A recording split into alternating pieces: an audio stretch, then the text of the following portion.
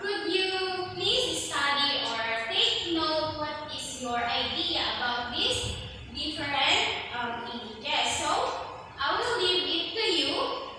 So, please do this activity quietly, and if you have any question, please raise your right hand so that we can disturb grade 2 when am I going to discuss also their lesson. So if you have any questions or you do not understand this activity, you could raise your hand and for me to recognize you without any noise. So it's that clear? Yes, so thank you. So now, ngayon grade 2, magandang umaga. So, maaari muna ba nating balikan ang ating napag-aralan kahapon mga bata?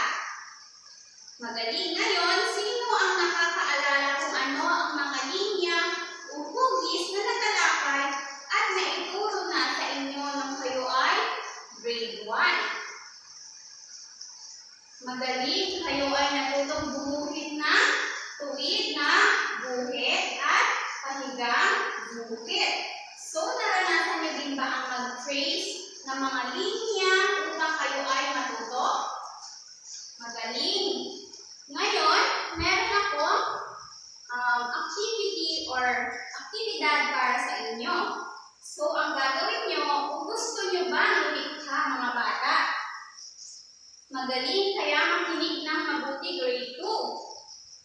Ayan, so bibigyan ko kayo ng oportunidad para maiguhit ang mga bagay na gusto nyo iguhit. So, bibigyan ko kayo ng isang kopon o isang malinis na kopon. So, sa kopon na yan, i-drawing nyo yung mga gusto nyo i-drawing na may mga kasamang lines or ginagamitan ng mga iba't ibang linya.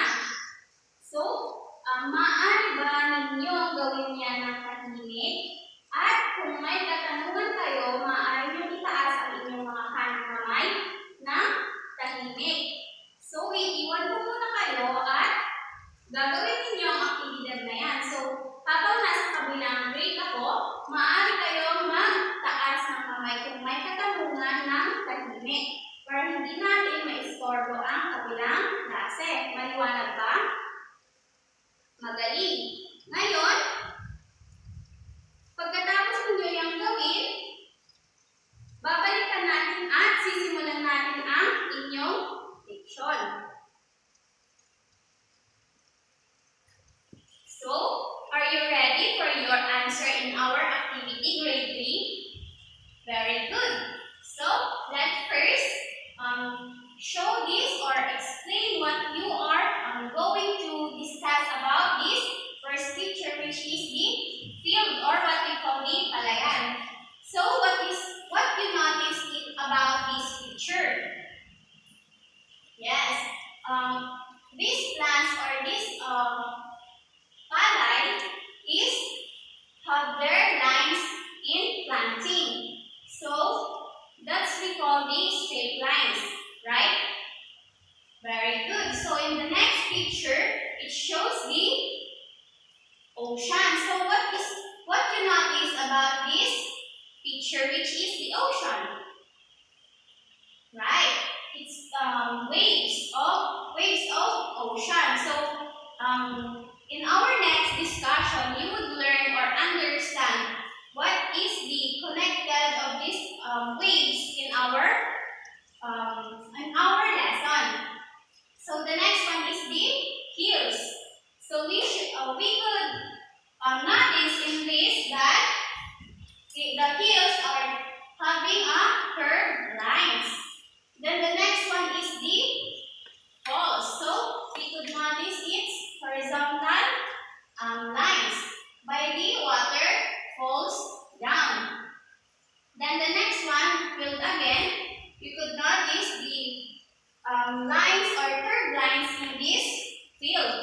So you do it right and you share your thoughts in our activity. So now, let's proceed to your next activity.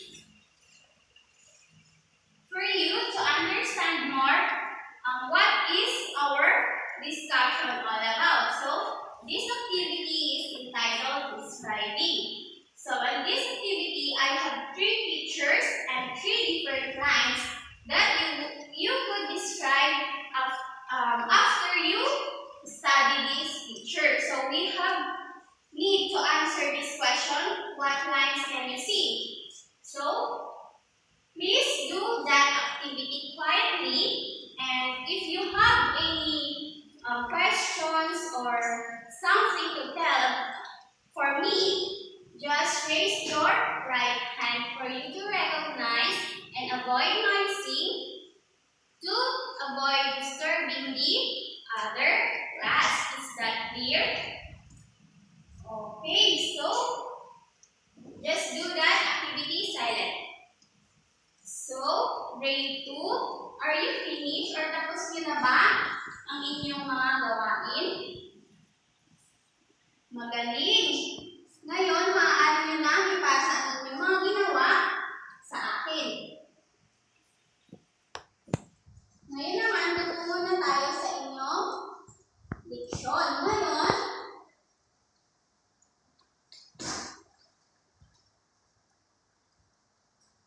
makinig kayo ng mabuti. Ang mga hugis na ating makikita sa isang mukha ng tao ay bilog, oblong, curve, dilohaba at iba pang mga hugis. Ang mga mukha ng tao ay iba't ibang hugis. So, ang leksyon natin ngayon o ang pag-aaralan natin ngayon ay tungkol sa iba't ibang hugis ng mukha. So, narito ang mga iba't ibang shapes o hugis ng mukha ng isang tao. So, meron tayong dilohaba, meron tayong rectangle, oblong, square, diamond, triangle, and circle. So, makikita nyo ang iba't ibang klase o hugis ng mukha ng isang tao. Ngayon naman, tignan ninyo ang mga mukha ng inyong kaklase. Sino sa kanila o sino sa mga kaklase mo ang may mukhang dilohaba? Ayan. Sino naman sa mga kaklase mo ay may mukhang dilohaba? Yes, Christine. Tama. Si Ryan ay may dilohaba mukha. Sino naman sa inyong mga kaklase ang may malaking mukha? Rosemary? Tama. Si Rosa ay may isang malaking mukha. Ngayon naman, sino sa mga kaklase mo ang may maliit na mukha? Yes, Kay? Tama. Si Christine ay may maliit na mukha. Ngayon naman, tignan mo ang hugis ng mata ng iyong mga kaklase. Sino sa mga kaklase mo ang may bilog na mata? Yes, Diana? Tama. Si Richard ay may bilog na o maliit na mata. Ngayon naman, maaari ba tayong mag-isip ng mga bagay na nakakatawa at tayo'y sabay-sabay na tumawa? Magaling! Sino sa mga kaklase mo ang may maliit na mata kapag siya ay tumatawa? Ayan, halos lahat kayo ay may maliit na mata kapag tumatawa. Sino naman sa mga kaklase mo ang may singkit na mata? Tama, siya ay may singkit na mata. Ngayon, nakikita niyo na ba ang iba't iba o ang ibang mga kaibahan ng mga hugis sa ating mga mukha? Magaling! Na katulad ng nasa larawan na aking ipanakita. So ngayon naman, para mas maintindihan o kung talagang naiintindihan ninyo ang aking leksyon, ating sanayin ang inyong kakayahan. So, naghanda ako ng pagsasanay. So ito ay pagsasanay sa pagguhit ng mukha. So, makinig ng mabuti bago ito gawin.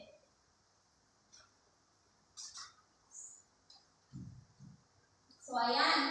Ang activity na ito ay pinamagaling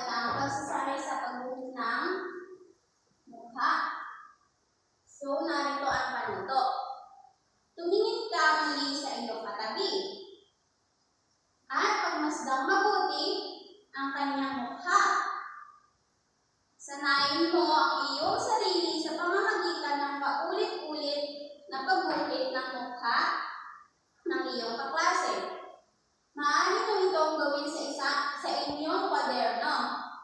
At muli, aking inuulit, maaari nyo gawin ang inyong aktibidad ng tahimik at walang gulo.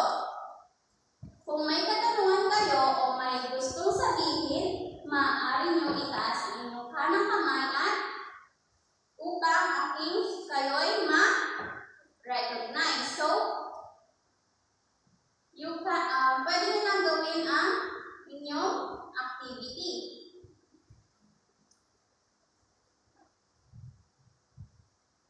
So, grade 3, are you done in studying the pictures? Yes, so very good. So now, let's see if you recognize something about this picture. So first we have this picture. So what can you say about the picture? Richard? Yes, it's like a snake. Others? Yes, May? Yes, it's a curved line. Very good. So, in the next picture, what can you see or what can you say about the second picture? Yes, Marie? Yes, you have seen this picture show a thin and thick line. So, in the last one or last picture, May, again? Yes, that's right. It is a zigzag line. So, I know that you could now recognize different kinds of line, but I hope here my discussion for you to more understand and learn more about lines. So,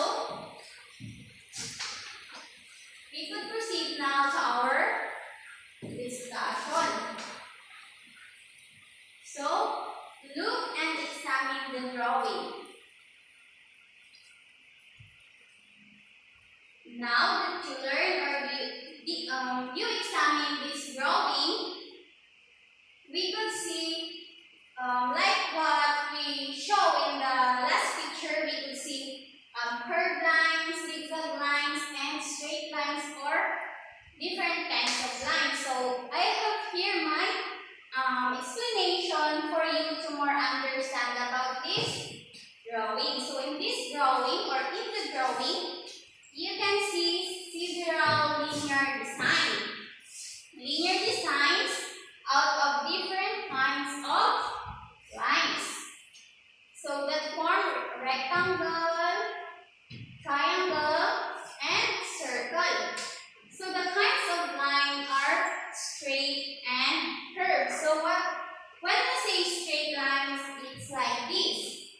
And when we say curved line, it's like a wave. So, while the types of lines are thin and thick, when you say thin, it's just this kind of line. And when we say thick line,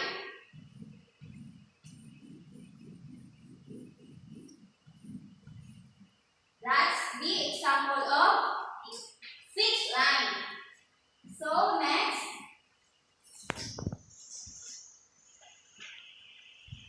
a line is formed when 2 points are connected. These are 2 kinds of line, the straight lines and the curved line. So the straight and the curved line. So these are 2 kinds of lines.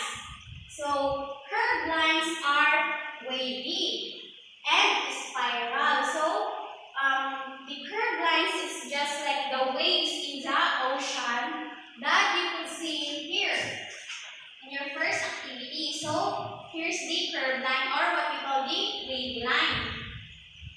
Then next, we proceed to the line. A line can be thick and thin, wide or narrow. Then types of straight lines are horizontal lines, vertical lines, and broken lines. So the straight lines is like this. The way how they plant the palette, it is the Horizontal, vertical, and broken lines are also types of lines or straight or lines. Then, geometric designs are designs based on lines or simple shapes such as the rectangle, triangle, and circle. So these wave patterns and the lines and color used in the woven textiles of the different ethnic groups or indigenous people. So the Pinalak of Timoli from Ifugao emphasize their cultural heritage. So, do you have any questions about our discussion? Nothing? So, I know that you understand our discussion because you have nothing, any questions to say. So after that, I have here an activity for you to do. So, before I put that activity in the board, I will read first the instructions for that activity and listen carefully in my instructions.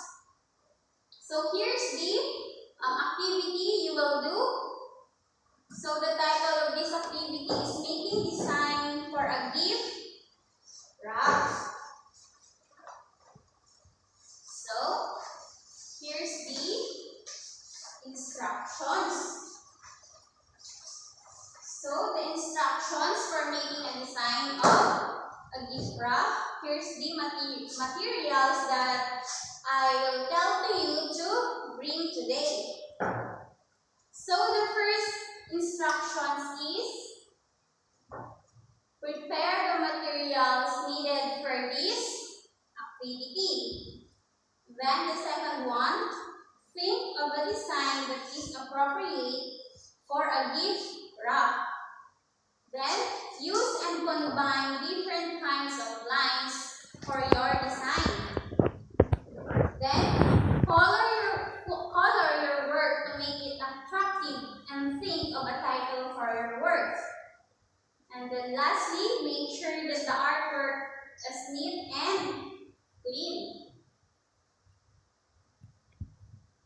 So that's it. That is your activity. So I have here an example inside our room. So this kind of design is the example of this activity. Different lines used and they put some colors to make it attractive. So I know you have your own idea on making your activity. So here is your activity. So now, if you have something or if you have any questions for me to answer or you didn't understand what will you do in this activity, please raise your right hand for you to recognize and avoiding noises that can disturb in our grade 2 pupils. So, is that clear? Very good. So now, you can do your activity quietly. And like what I said a while ago, please raise your right hand if you have any questions. So, tapos na ba kayo mga bata? Magaling, maaari nyo na ipasa sa harapan ang inyong mga ginawang activity.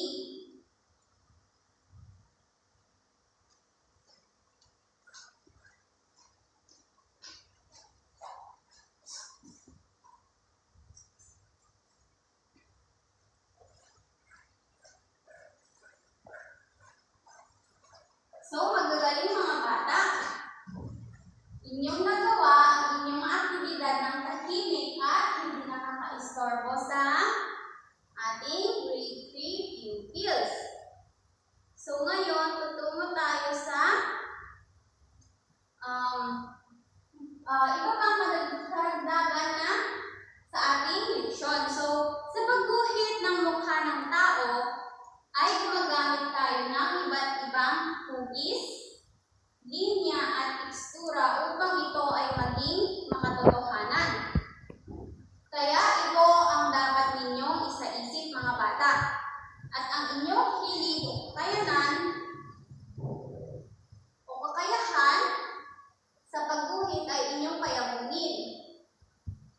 Maliwanag ba?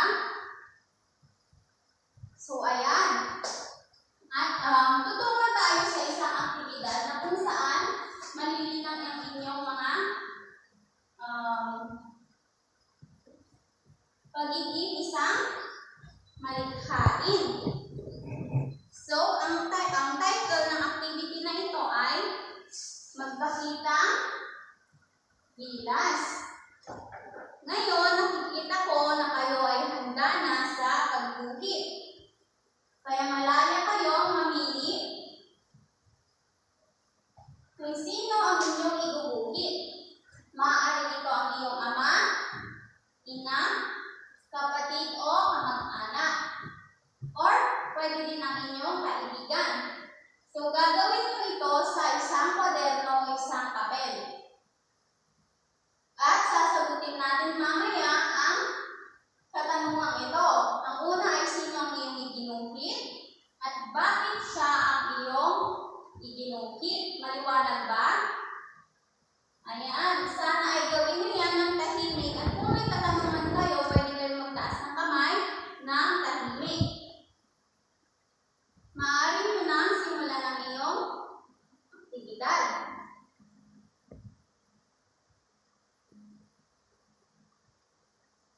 So, tapos nyo na ba? Grade 3? Or are you finished in your activity? So, very good.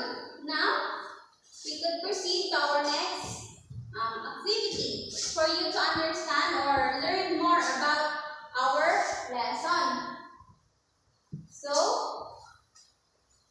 this activity is where you're going to show what you have. So, showing or show what you show what you have.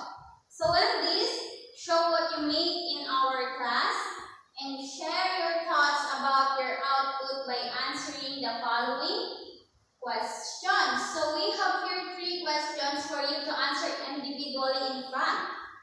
So I will going to call first in this first line, to the second, and until in the last row or line.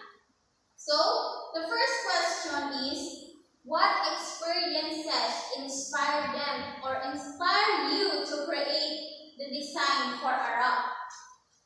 Then the second one, what makes your artwork special and different? Then the third one, aside from using it as a gift wrap, where can you use your design?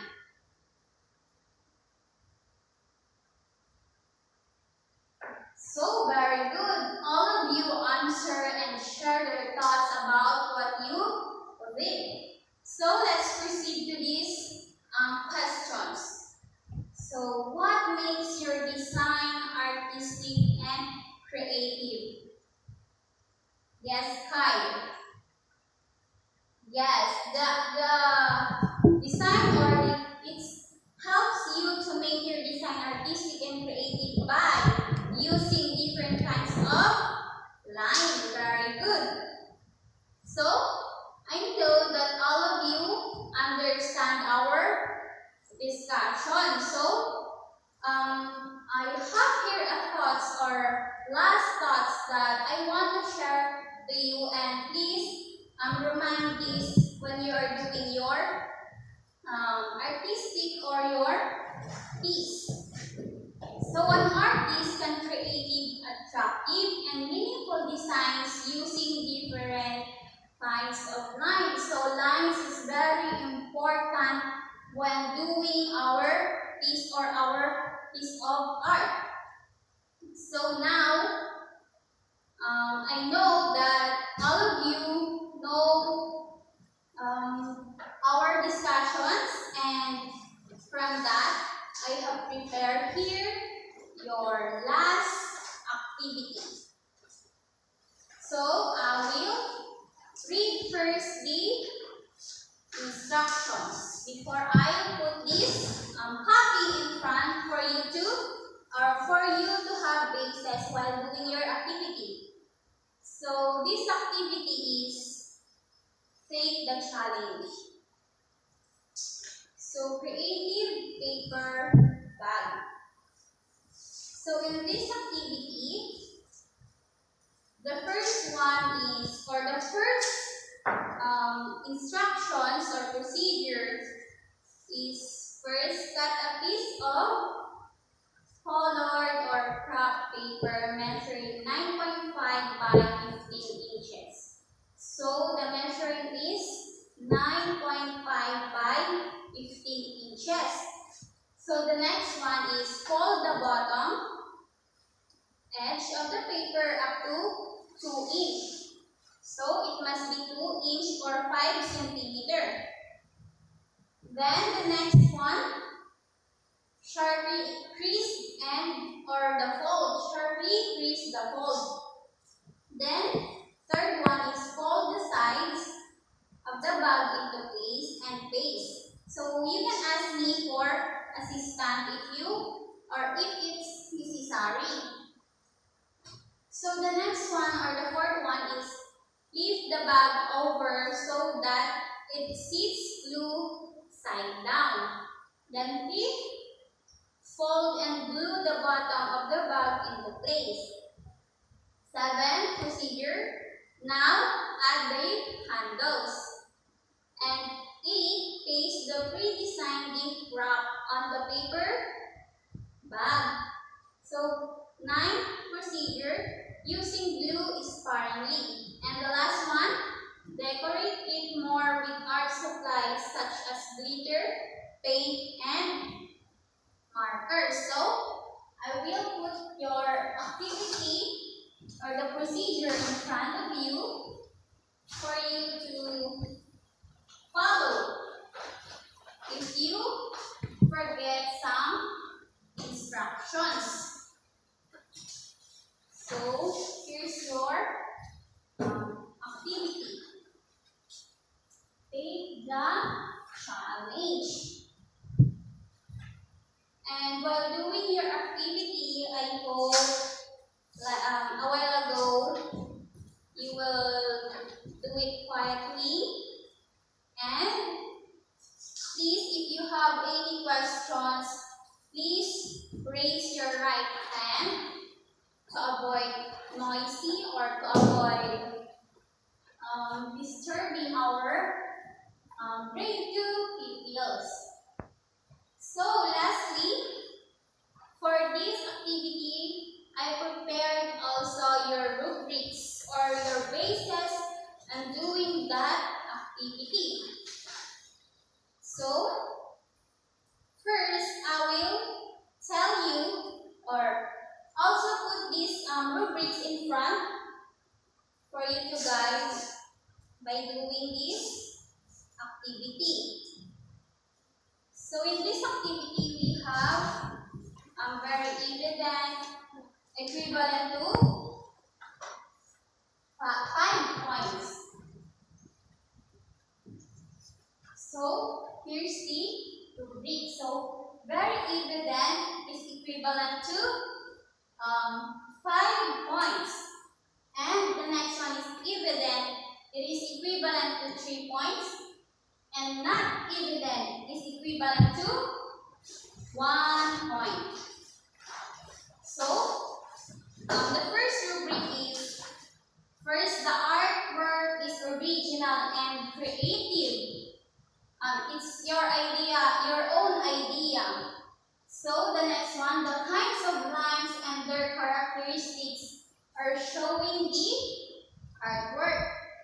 The third one is geometric design is used in the artwork. And the last one is the artwork is finished on time.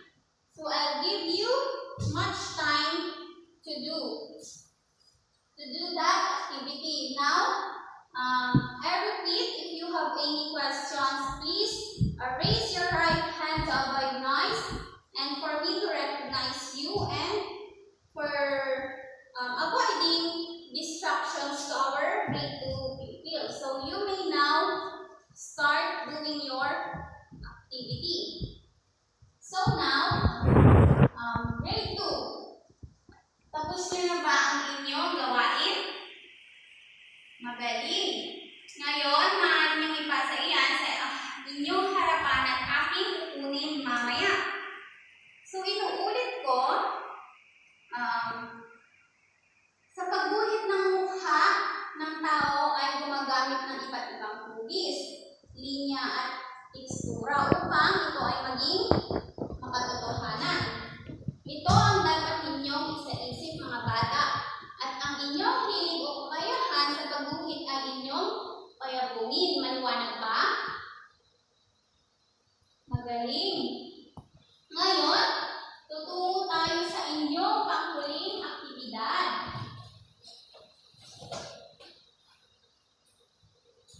Ang inyong huling aktibidad ay ipagmalaki mo. Ngayon, gamit ang inyong mga iginuhit, inyong isulat sa isang malinis na papel kung ano-ano mga hugis o linya ang inyong mga nagamit sa pagguhit sa mukha at iba't ibang bahagi ng mukha. Pagkatapos ay ipapaskil natin sa harapan ng inyong mga nagawang aktibidad. Maliwanag ba? Magaling!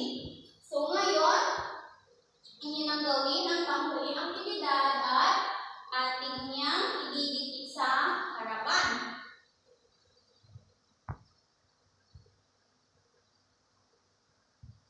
At inuulit ko, gawin yan ng tahimik, at kung may katanungan o may gustong sabihin, itataas muna natin ang ating kanang kamay upang ating makita o ma-recognize ko at masabi niyo ang inyong mga katanungan at matulungan ko kayo sa inyong gawain.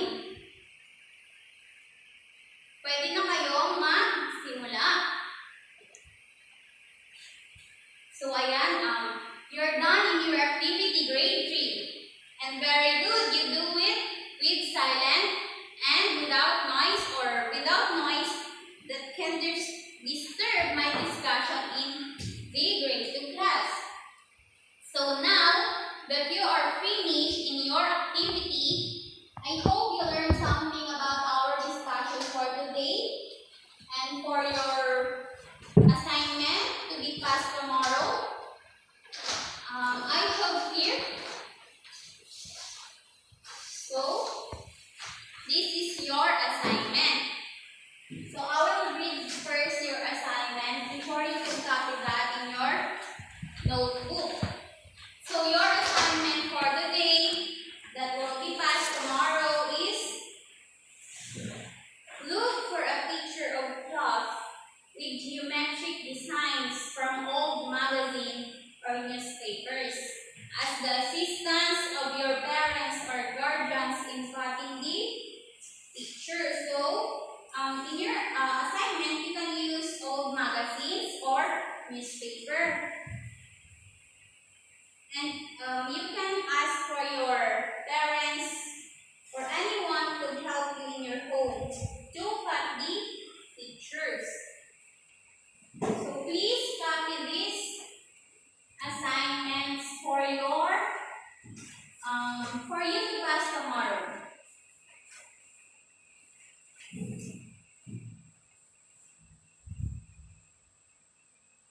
So ayan, grade 2. Tapos na kayo sa inyong mga isinulat sa inyong papel. Ngayon, maaari na natin yung idikit sa board.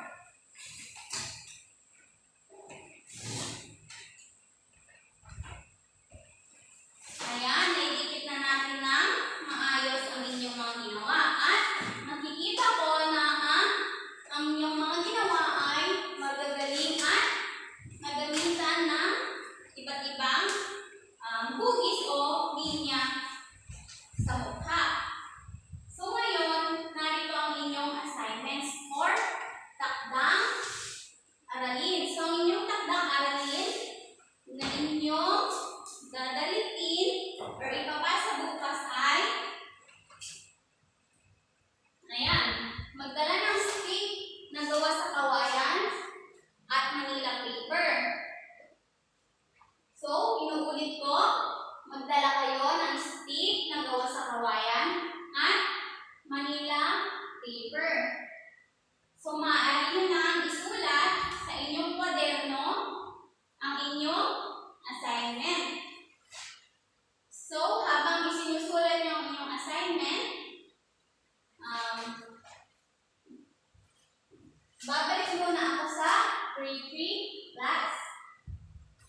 So, are you finished in writing your assignment in your notebook?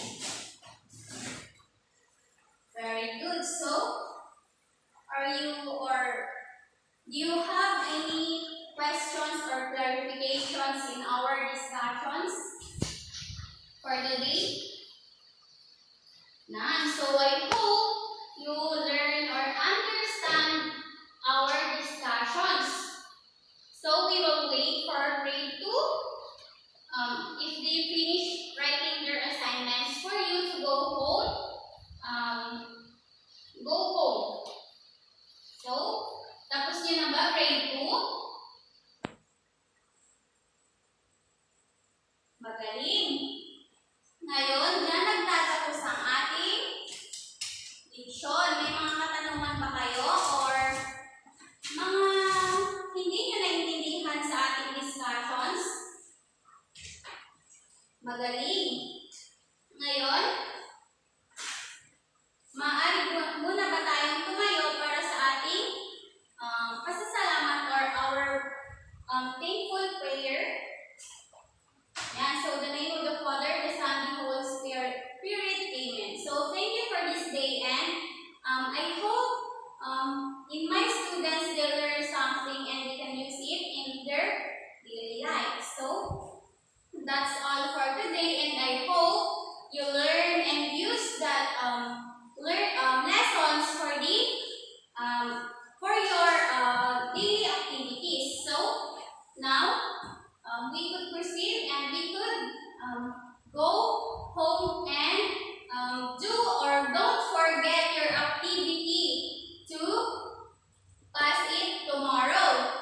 So that's all for today. Thank you for listening, and please don't forget again your assignment. So that's all you can go now. Thank you.